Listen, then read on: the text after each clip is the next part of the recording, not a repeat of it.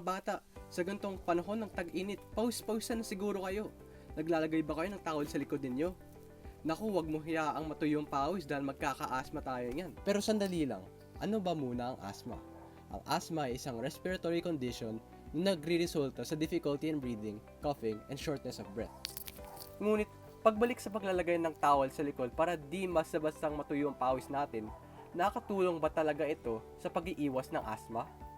Ayon sa Makati Medical Center, ang asthma ay nadudulot sa mga allergen at irritant at hindi sa pagtuyo ng pawis.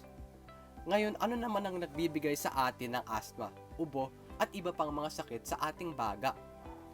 Ang pulmonary disease ayon sa National Cancer Institute ay isang uri ng sakit na nakakaapekto sa baga at iba pang bahagi ng ating paghinga. Tinatawag din itong sakit sa baga o respiratory disease. Sa bidyong ito ay aralin natin ang mga aspeto ng pamumuhay at mga araw-araw na gawain na nagpapahamak sa ating pulmonary health. Maraming kabataan ngayon ang nasa panganib ng asthma at iba pang sakit sa baga, lalo pa itong lumalala dahil sa maagang pagkalantad, polusyon sa kapaligiran at hindi malusog na pamumuhay. Kailangan natin ng pagbabago sa bahay at sa mga patakaran. Una, ang tao ay madaling makakuha ng sakit sa paghinga, lalo na sa kanyang pagkabata. Alam nyo ba na kapag nagkaroon kayo ng infection sa respiratory tract habang kayo ay bata pa, ay posibleng ihina ang baga kinabukasan pagkatanda ninyo?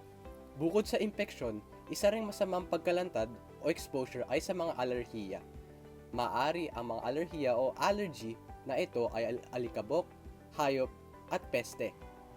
Kaya sa ating mga magulang na nanonood, maging maingat po tayo sa pagpapakilala ng ating mga pets sa mga bata, lalo na kapag sila ay bagong panganak.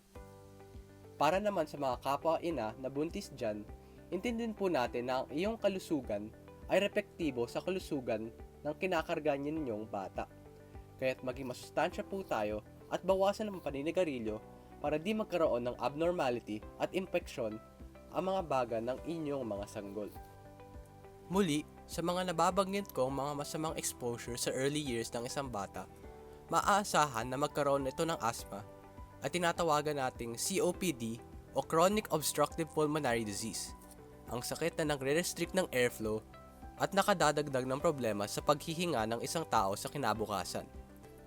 Pangalawa, alamin naman natin ang epekto ng mga gawain natin at gawain ng mga tao sa paligid natin sa ating baga. Unahin natin ang masasamang gawain. Isa dito ang paninigarilyo.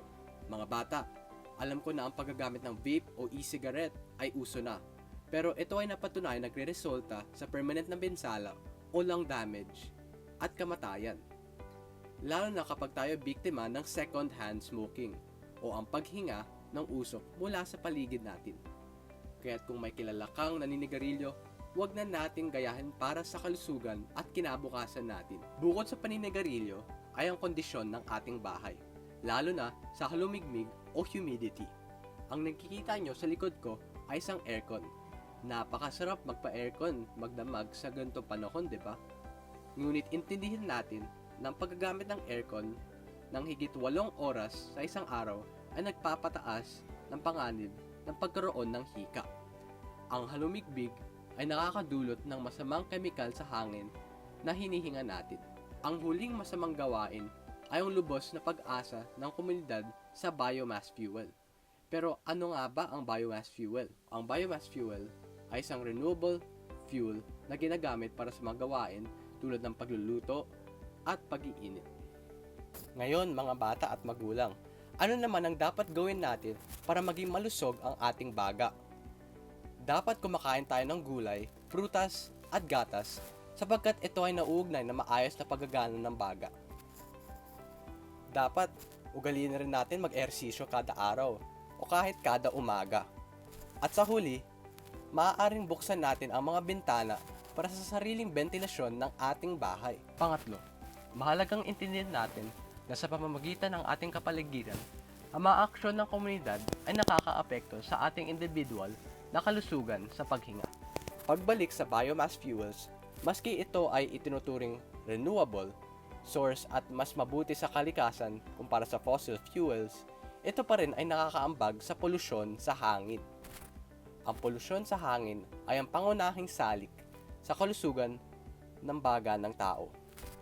Dagdag pa dito, ang polusyon ay mas lalong nakakaapekto sa mga taong may hirap sa mga bansang mababa at nasa gitna ang kita, tulad ng Pilipinas. Ang polusyon ay isang kapaligirang issue na kinakailangan masolusyonan dahil ang pagbubuti sa kalidad ng hangin ay nauugnay sa pagpapabuti ng pagdevelop ng mga baga ng mga bata.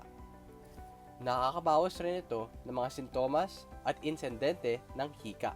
Kaya kung mananawagan tayo sa ating gobyerno, ano dapat ang hingilin natin para sa isang mabuting kapaligiran kung saan tayo ay nakaiiwas ng madaling pagsakop ng pulmonaryong sakit? Kailangan natin bawas-bawasan ang greenhouse gases sa pamamagitan ng pagbabawas ng fossil at biomass fuel emissions. Kailangan pagsubaybayan o i-monitor ang kalidad ng hangin. At kailangan mas lalong mag-implement ng public alert systems para sa mga bata at buntis na ina tungkol sa kalidad ng hangin. Sa kabuuan, may tungkulin ang gobyerno, bawat miyembro ng komunidad at kayong mga bata sa pagpapabuti ng kalagayan ng ating baga. Kinakailangan natin na ang gobyerno ay gumawa ng mga policies para maiwasan ang polusyon. Samantalang tayong mga bata ay kailangan intindihin natin ang ating dieta, nutrisyon at kondisyon ng sambahayan sa tulong ng ating mga magulang. Sa huli, nakikiusap ako sa mga magulang natin na kayo ay may mahalagang papel sa pagprotekta at kalusugan ng iyong mga anak. Kaya't umasa tayo sa tamang habits at environment kaysa intindihin ang towel sa likod at ang lamig ng iniinom nating tubig. Salamat sa pakikinig. Alalahanin na ang tunay na pahinga ay sa mabuting paghinga.